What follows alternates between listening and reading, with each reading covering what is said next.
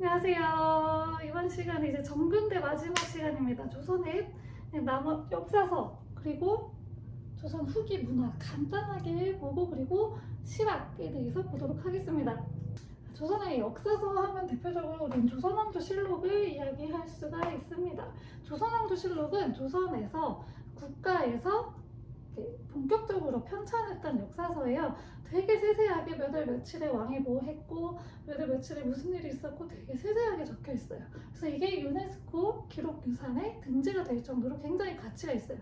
왜냐면 이렇게 오래된 역사서들이 사실 보관이 잘 안 돼 있고 훼손도 많이 돼 있고 아예 없는 경우도 있고 없어져가지고 없는 경우도 있고 이런데 이건 정말 보관이 잘 돼 있는 게 그런 막 전쟁이나 이런 거 있으면 이게 소실이 될 수 있잖아요. 그걸 대비해서 사고를 여러 곳에 뒀어요. 네 군데에다가 둬가지고 분산시켜서 보관을 해놨거든요.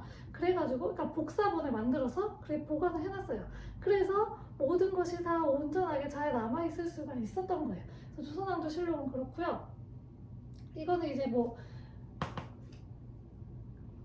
처음부터 이렇게 실록을 만들지는 않아요. 왕이 죽으면 실록청이 설치가 돼서 여기서 이제 편찬을 하는데 그동안 모아뒀던 기록들 있죠. 그동안 적어놓던 기록들을 다 모아요.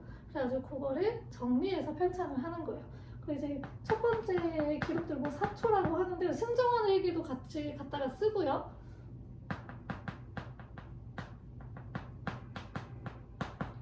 이런 것들을 이제 다 모아가지고 기록을 이제 정리를 한 게 조선왕조실록이고요. 그 다음에 동국통감이 있어요. 동국통감은 세조 때 이제 서거정을 시켜가지고 서거정 등에게 시켜가지고 편찬했던 역사서고요. 여기에는 단군 조선에 대한 이야기가 들어가 있습니다. 그리고 동사강록 같은 경우에는 안정복이라고 하는 사람이 만든 책이고요.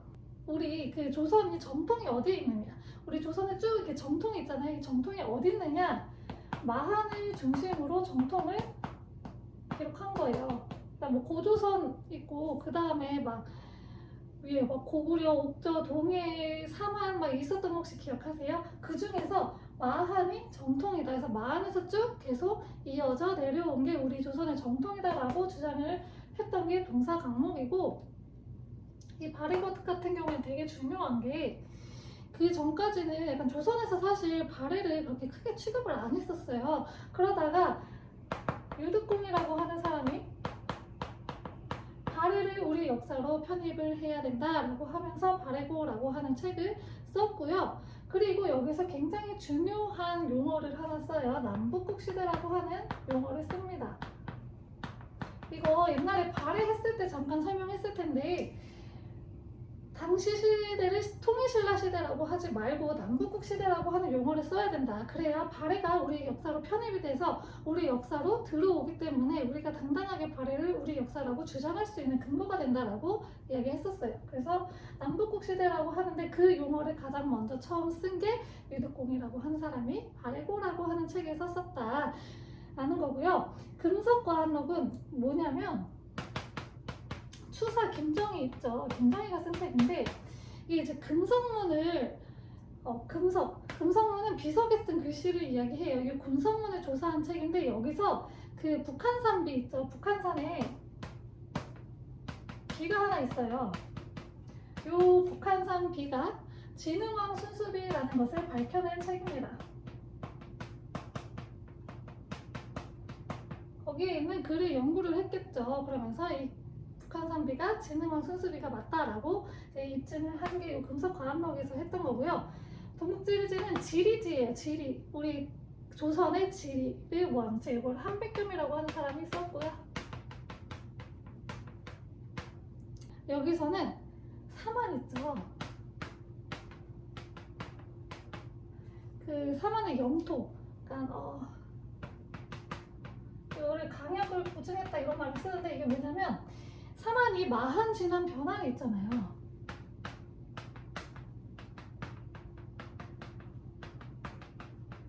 이게 지금은 우리가 연구에 거듭한 끝에 마한이 백제가 됐고 진한이 신라가 됐고 벼란이 가야가 됐다 이거를 아는데 옛날에는 그게 입증이 잘 안 돼서 연구를 계속 하고 있는 상태였기 때문에 마한이 뭐 고구려고 진한이 저기 백제고 변한이 신라다 이런 식으로 입증을 한 경우도 많았고 또 반대로 막 이렇게 변한이 고구려다 막 이렇게 한 그런 입증을 한 책들도 많았어요. 그런데 이 동국지리지에서 한백겸이라고 하는 사람이 마한, 진한, 변한이 백제, 신라, 가야다라는 것을 딱 밝혀냈습니다. 그래서 중요한 책이에요. 그래서 요 역사서, 조선의 역사서는 이런 것들이 있다는 거고요. 그리고 조선 후기의 문화, 조선 후기로 가면은 지난번에 했지만 분홍증이 형성이 되면서 이 서민 문화가 굉장히 발전을 해요.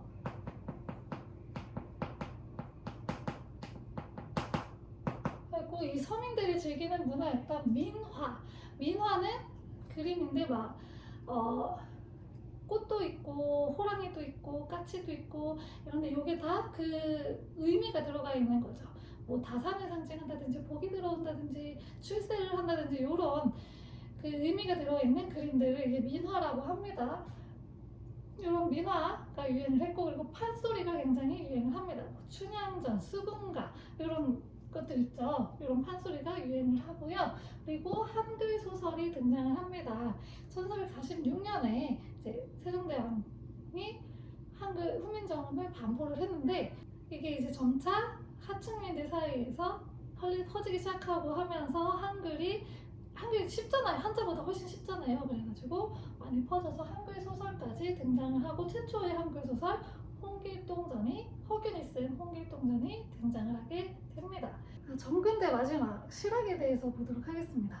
우리 지난번에 성리학을 배웠죠. 이 성리학자들이 공부도 하고 막 이렇게 하다 보니까 이 성리학은 명분을 되게 따지거든요. 명분. 그래서 명분보다는 좀 실제로 사람들에게 필요한 실리가 필요하겠다라고 결론을 짓고 실학자들이 등장을 하게 됩니다. 지금 조선에서 가장 필요한 거는 명분이 아니고 실리다라고 주장했던 사람들인데요. 크게 두 갈래로 나뉘어요. 그래서 농업을 중심으로 개혁을 해서 백성들을 좀 살기 좋게 해야 된다와 아니다, 상업 중심으로 개혁을 해서 백성들을 좀 살기 좋게 우리가 조선을 좀 개혁해야 된다라고 주장했던 두 파가 있습니다. 자, 먼저 농업 중심 개혁론인데요. 유형원이라는 사람이 있습니다. 이 유형원은 반개수록이라고 하는 책을 썼어요. 유형원의 호가 반개예요. 반개 유형원. 그래서 반개수록이라는 책을 썼고 유형원은 그러니까 농업 중심의 개혁이잖아요. 그러니까 어떻게 개혁을 하냐 이 얘기를 먼저 해줬어야 되는데 이들은 이제 토지 개혁을 주로 하자고 얘기를 해요. 그래서 유형원이 주장했던 토지 개혁은 균전론입니다. 균전론은 땅을 균등하게 나눠주자라는 소리예요. 그러면 되게 뭔가 그거 같죠? 신분이 평등할 것 같고 그런데 유형원의 균전론은 신분에 따라서 차등을 둔 균전론이에요. 그래서 뭐 양반한테 좀 더 주고 좀 천민한테 좀 덜 주고 요런 그래서 요런 한계점이 있긴 하지만 그래도 땅을 균등하게 나눠줘야 된다라고 하는 점에서는 그 전보다는 좀 더 진보적인 그런 생각이었고요. 이익이라고 하는 사람도 있었습니다. 이익은 성호사설이라고 하는 책을 썼는데 마찬가지로 성호가 이익의 호예요. 그래서 성호 이익이고 이익은 한전론을 주장을 해요. 한전론은 땅을 제한하자라고 하는데 어떻게 제한을 하냐면 너무 땅이 없으면 백성들이 살기 힘들잖아요. 그러니까 최소한의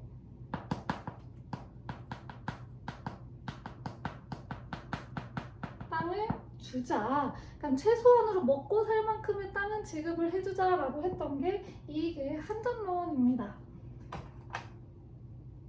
그 최소한의 땅을 영업전이라고 부릅니다.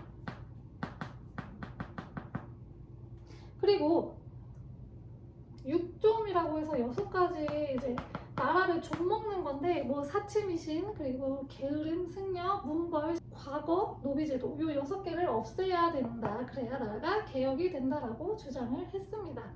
농업중심기억록의 마지막은 그 유명한 정약용입니다. 정약용은 워낙에 책을 많이 써가지고요. 다 쓸 수가 없고 대표적으로 이제 목민심서. 목민심서는 지방관이 지켜야 할 마음가짐에 대해서 쓴 거예요. 그리고 흠음신서. 흠음신서는 그 이전까지 조선에는 그 과학수사 이런 게 체계적으로 정리가 안 돼 있었는데 이 정약용이 그런 사건들, 사례들을 모은 사례집을 만든 거예요. 그래서 과학 수사를 어떻게 해야 되는지 수사 기법의 발전에 굉장히 큰 도움을 준 책이라고 합니다. 뭐 경세 유표 이런 책도 있습니다. 정약용은 두 번을 이제 얘기를 해요. 초창기에는 이제 여전론을 주장을 하는데 여전론은 노동력에 따라서 토지를 분배하자. 일을 많이 하는 사람한테 더 많이 주고 적게 하는 사람한테 좀 적게 주자. 굉장히 자본주의적인 생각이죠. 굉장히 진보적인 생각이에요. 근데 이제 그 이후에 정전론을 또 한 번 더 주장을 해요. 정전론은 이게 그 맹자 시대부터 굉장히 이상적인 토지 제도로 이야기가 되고 있어요. 맹자가 주장했던 건데 한 번도 시행된 적은 없대요. 이렇게 우물정자의 땅을 만들어 땅을 우물정자로 이렇게 갈라놓으면은 9개의 땅이 생기잖아요. 그러면은 조선은 세금을 땅에서 걷었잖아요. 땅에서 나는 수확물로. 근데 그게 너무 많으면 힘들다 이거예요. 그래서 여기 8개 겉에 있는 8개 땅은 각자 경작을 하고 거기서 나는 건 모두 다 각자가 가져가고요. 세금으로 내는 거는 가운데 땅에서 세금을 내자라는 거예요. 그래서 이 가운데 땅은 공동으로 경작을 하는 거죠. 여기서 세금을 내는 이 정전론을 주장을 해요. 그래서 경작이전 땅을 경작하는 사람한테 땅을 주자. 그러니까 지금 조선은 양반들이 일을 안 하는데 땅을 갖고 있잖아요. 이거 하지 말고 실제로 일을 하는 사람이 땅을 갖자라고 하는 거예요. 그런 원칙에 의해서 있는 게 정전론입니다. 이런 것들을 주장을 했고 이것뿐만 아니라 거중기도 만들었죠. 그래서 정조가 수원 화성을 쌓는데 굉장히 큰 도움을 줘요. 거중기는 도르래의 원리를 이용해가지고 무거운 돌을 사람이 그냥 직접 들면 무겁잖아요. 그러니까 이렇게 도르래의 원리를 이용해서 들면 훨씬 쉽게 들 수가 있어요. 그렇게 해서 수원 화성을 쌓는데 굉장히 많은 도움이 되었다고 해요. 그래서 그런 거중기도 만들었습니다. 마지막 이제 상업중심입니다. 가장 먼저 유소원이라고 하는 사람이 있는데요. 이 사람은 우서라고 하는 책을 썼고요. 뭘 주장했냐면 사농공상, 양반, 농민, 그리고 공업자, 그리고 상인들 직업 평등화를 이야기했습니다. 굉장히 진보적이죠. 그러니까 서로 높낮이가 있는 게 아니고 다 평등한 직업을 가진 사람들, 그냥 직업이 다를 뿐이지 높낮이가 있는 게 아니고 다 평등하다라고 주장했던 게 유수원이고요. 그 다음은 홍대영이 있습니다. 홍대영은 굉장히 과학자였어요. 그래서 대표적인 책으로는 임하경륜, 의산문답이 있어요. 의산문답 진짜 재밌어요. 저 2번 읽었어요. 진짜 재밌어서. 이게 뭐냐면 이 지구에 대해서 이야기를 나눈 거예요. 홍대용은 지구가 자전축이 이렇게 기울어져 있는 것도 알았고 정확히 몇 도가 기울어져 있는지도 알았대요. 그래서 이렇게 지구가 돌고 태양 주변을 돌고 있다라는 것도 알고 있었다고 합니다. 굉장히 똑똑한 사람이에요. 그리고 홍대용이 또 주장했던 거는 양반층이 생산활동에 종사해야 된다. 글만 읽어서는 나오는 게 없다. 글만 읽는다고 나오냐, 생산활동에 직접 종사해야 된다고 주장을 했습니다. 그리고 박지원이라고 하는 양반이 있어요. 양반이에요. 박지원은 열하일기는 열하라고 하는 곳이 이제 그 중국 청나라 황제의 그 뭐라고 하지? 피서 하는 곳이에요. 그 별장이 있어요. 피서 별장이. 거기가 열하거든요. 그래서 열하에 갔다 오면서 쓴 청나라 그때 되게 발전을 해서 그 모습을 쓴 일기예요. 그리고 양반들을 굉장히 풍자했던 양반전, 이런 책들을 지었습니다. 박지원은 상업중심이잖아요. 뭘 주장을 했냐면 화폐를 유통하는 게 굉장히 중요하다. 그래서 막 물건을 생산하고 유통시키는 게 나라 발전에 굉장히 큰 도움이 된다라고 주장을 했던 사람입니다. 이런 것들을 주장했고요. 또 박지원은 상업중심이지만 이 토지개혁에 대한 이야기도 했어요. 그래서 이처럼 한전론을 주장을 했는데 조금 달라요. 얘는 상한선이에요.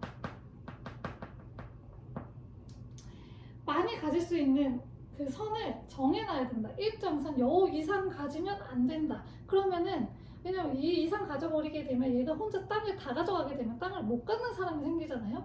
그렇기 때문에 땅을 일정 그 상한선을 두어야 된다라고 주장했던 게 박지원이고요. 마지막으로 박제가입니다. 박제가는 북학의라고 하는 책을 써서 청나라의 발전된 문화를 받아들여야 된다라고 이야기했어요. 북학의도 저 굉장히 재밌게 읽었어요. 이것도 되게 재밌는데 한번 읽어보시고, 여기서는 박제가 뭘 주장을 하냐면 수레하고 선박 사용할 것을 되게 강조를 하는데, 이게 왜냐면 당시에 이제 조선은 가마를 막 계속 이용을 했잖아요. 그래가지고 가마꾼들이 늘 이렇게 들고 다니고 하니까 굉장히 기동성이 떨어진다는 거예요. 그리고 무겁잖아요. 근데 수레는 바퀴가 달려있기 때문에 훨씬 더 많은 무게를 끌고 다닐 수가 있고 기동성이 훨씬 좋다. 그리고 마차 같은 경우에도 그 말이 끌고 가니까 사람이 하는 것보다는 훨씬 더 빠르게, 그리고 더 많은 물건들을 옮길 수가 있다. 선박 같은 경우에도 이제 바닷길을 이용해서 선박을 이용하면 훨씬 더 많은 물건을 편하게 옮길 수가 있다. 이거는 우리가 중국에게 배워야 된다라고 이야기를 했습니다. 그리고 소비를 좀 촉진해요. 그래서 우물에 비유를 하거든요. 우물물이 계속 퍼내야 깨끗한 물이 나오는 거지, 퍼내지 않고 그냥 냅두면 물이 고여서 썩기 때문에 못 쓰는 물이 된다. 소비도 마찬가지다. 이게 계속 돈이 시장에서 순환이 돼야지 경제가 활성화되지, 돈을 안 쓰고 내가 계속 갖고 있으면 경제는 절대 순환이 안 된다. 활성화가 되지 않고 발전이 되지 않는다라고 주장했던 게 박제가입니다. 그래서 이번 시간까지 해서 우리 조선시대, 정근대 조선까지 다 했고요. 다음 시간부터는 근대사에 들어가도록 하겠습니다. 감사합니다.